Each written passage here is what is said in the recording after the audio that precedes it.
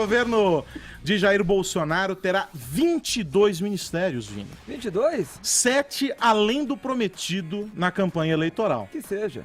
A nova estrutura da futura administração federal foi apresentada ontem por aquele que chefiará a Casa Civil. Quem? Onyx Lorenzoni. Ele mesmo.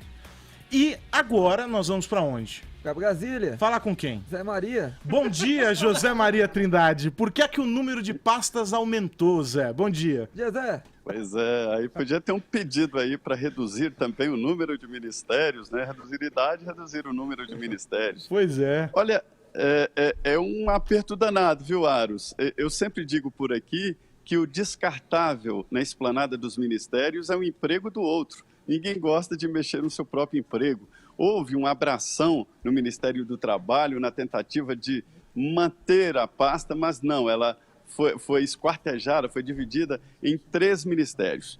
O ministro-chefe da Casa Civil do futuro governo, Onyx Lorenzoni, está agora com um grande desafio. Já houve a batida do martelo. Serão 22 ministérios e não 15, como prometeu o presidente eleito Jair Bolsonaro, mas também não 29, como definiu o governo Temer. No início do governo Temer eram 23 ministérios. Foi aumentando, chegou a 29, né?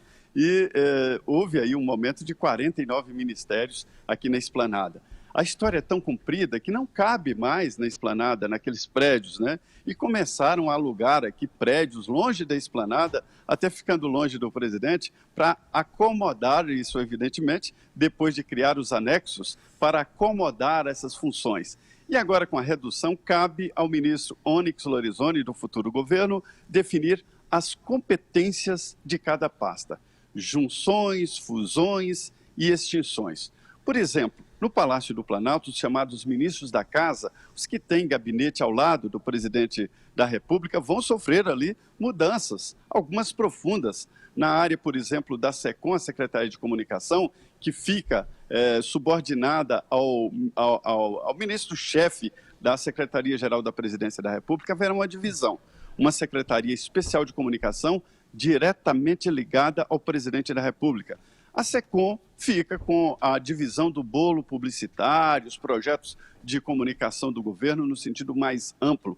E a Secretaria de Governo, que é outro ministério ali do Palácio, vai ficar com as ligações entre estados, municípios e o governo federal, diretamente no Palácio. Isso é importante e é novidade. O ministro-chefe da Casa Civil fica com a administração ali da política, as relações com o Congresso Nacional.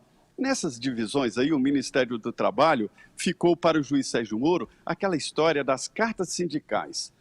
4 milhões de reais era o custo que os sindicalistas compravam uma carta sindical. O mercado agora mudou, o sindicato não dá tanto lucro, é lógico que uma carta dessa não vale mais 4 milhões de reais. Mas essa atribuição será do juiz Sérgio Moro. Agora me chama muita atenção, Carlos Aros, é que a FUNAI, que é a Fundação Nacional do Índio, né? Ninguém quer. O ministro da Justiça falou, não, obrigado, não quero, o outro não quer, e pode ficar no Ministério da Agricultura. Imagine, pluralistas cuidando de índios, né?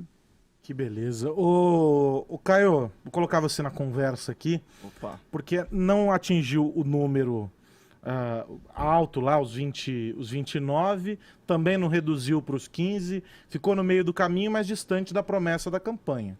Qual que é a leitura possível? Aquela velha leitura da metade do copo cheio ou metade do copo vazio, né? São 7 ministérios a mais do que foi proposto na campanha, 7 ministérios a menos do que tem atualmente, né? E assim, é uma redução de 24%, se a gente colocasse em percentual arredondando aí um quarto, né? 25% nas pastas ministeriais, entre fusões, muitas renomeações também, afinal extinguir, né, uma função governamental é muito difícil, né? Essa burocracia ela tem que ser absorvida de alguma forma. Mas assim, para quem acha pouco, né, 25%, imagina se esse governo ao longo aí de 4 anos conseguir reduzir em 25% a criminalidade ou a carga tributária nos produtos, 25% na burocracia governamental como um todo, ou mesmo reduzir 25%, sei lá, o número de estatais, né? Então, é só para demonstrar que isso é um enxugamento considerável. Mas, de qualquer forma, não é isso que importa, porque a redução ministerial, ela não em primeiro lugar, a redução de custos é totalmente simbólica. Né? Não é isso que vai fazer grande diferença orçamentária, é mais sinalizando de que o governo tá cortando na própria carne e tal. Só que a redução ministerial, ela não é um fim em si mesma, ela é o objetivo o quê? Maior eficiência. Né? Então é isso que a gente tem que observar. E, na minha opinião, esse nem é o ponto nevrálgico dessa reforma aí do governo Bolsonaro. Para mim, é a ruptura total com o presidencialismo de coalizão, o famoso toma lá da cá. A gente está falando aí do desprestígio do Centrão pela primeira vez aí em décadas, né? É o fim do que o professor Christian Lobauer, que já foi inclusive convidado aqui desse programa, chama de centrolão. Sim. Né?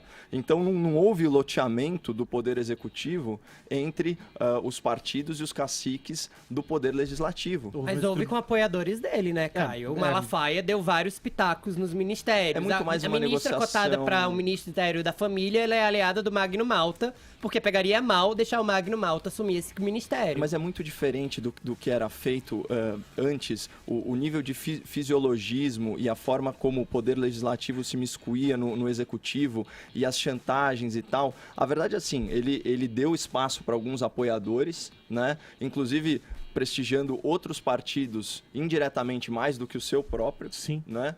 E acabou o balcão de negócios. Isso não tem mais. Tanto é que agora se inicia uma nova fase. E é isso que eu queria, para fechar com o Zé Maria Trindade, a partir dessa fala do Caio, começa uma segunda fase, né, Zé Maria, que é a partir da qual se apresenta uma dificuldade grande, que é de levar essa articulação sem ter um ministério para barganhar, vamos colocar nesse termo, com o Congresso.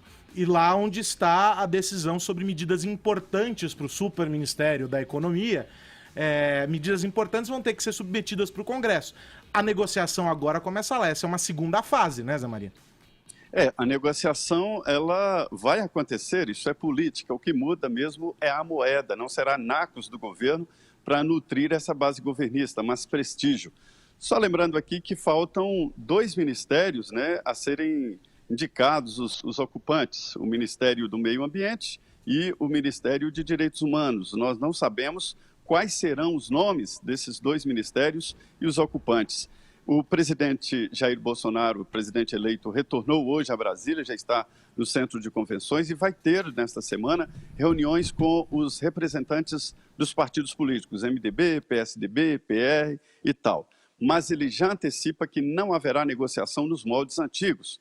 Os indicados aí do PMDB, do MDB, né, do DEM, coincidência, segundo ele, não se trata de negociação deste estilo, mas a indicação que eu comparo com o início do governo Covas em São Paulo, né, que é o pagamento, a moeda prestígio de ser governo. Ou seja, o presidente viajará nas bases eleitorais, convidará os aliados, quando for inaugurar uma obra, estará ao lado dos aliados, vai reforçar em projetos as bases dos aliados e assim por diante. E não mais com nacos, com pedaços do governo.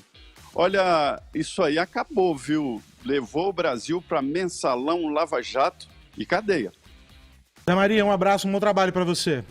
Perfeito, bom dia a todos. Quer concluir, Caio? Diga, só pegando um gancho, na verdade, na primeira fala aí do Zé, né? Eu acho que entre todas as polêmicas, né, da reforma ministerial, a maior foi mesmo, ele citou o abração, né, no Ministério do Trabalho. A gente já falou sobre isso aqui. A maior polêmica foi em relação à extinção do Ministério do Trabalho, cujas funções aí foram repartidas em outros 3 ministérios. Eu estava lendo algumas críticas, né, em relação a essa mudança, e principalmente de procuradores e juízes do trabalho, né? Óbvio. Por que isso? A gente já tratou aqui da Justiça do Trabalho, é a justiça que custa 17 bilhões e distribui aí aos reclamantes outros 17 bilhões, então aquele caso clássico de uma burocracia que custa tanto quanto o bem social pretendido, né?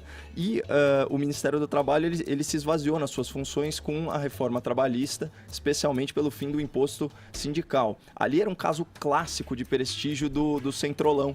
né? Você tinha o PTB, né, do Roberto Jefferson, ex-mensaleiro, ex-presidiário, tocando aquele partido, vendendo as cartas sindicais ou controlando as cartas sindicais, na verdade, como bem colocou o Zé Maria, né? E todas as críticas dos procuradores, né, então do pessoal da Justiça do Trabalho, elas dizem respeito pegando aí o gancho da Constituição, de que políticas que prejudiquem o emprego são inconstitucionais, né? Agora, desde quando o Ministério gera emprego? Não são eles, não é a burocracia estatal que gera emprego. O governo não gera riqueza, quem gera é o indivíduo, ou livremente ou associado na forma de empresas. Isso sim. O que a gente está para descobrir? Se o Ministério do Trabalho é essencial nas políticas de emprego. O meu palpite é que não vai ser. E o desdobramento disso pode ter repercussões, inclusive, na Justiça do Trabalho, cuja existência é bem questionada. Claro.